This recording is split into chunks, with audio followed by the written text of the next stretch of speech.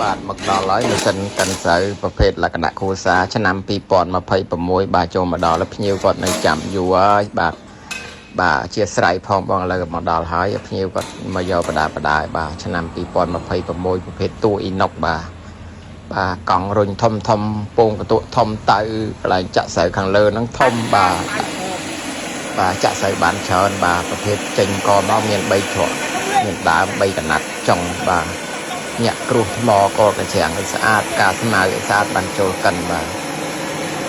គ្រោះថ្មធំកកច្រាំងអីគឺចេញមកខាងហ្នឹងបាទចេញមកខាងហ្នឹង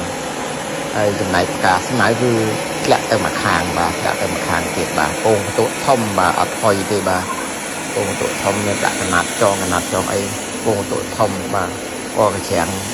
ស្មៅអីគឺមកកកច្រាំងគ្រោះថ្មគឺមកខាងហ្នឹងបាទ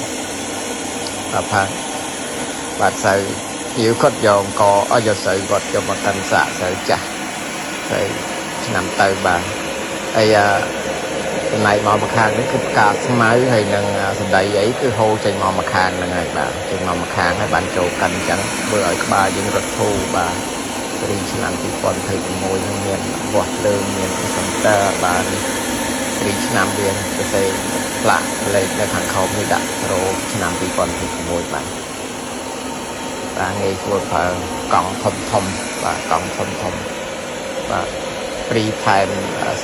ចេញទុកឲ្យមួយឈុតទាំងសុំទាំងអីបាទអស់មកឲ្យចេញទៅស្អាតបាទលូនស្អាតស្រូវចាស់គាត់យកមកកិនសាកមើលបាទ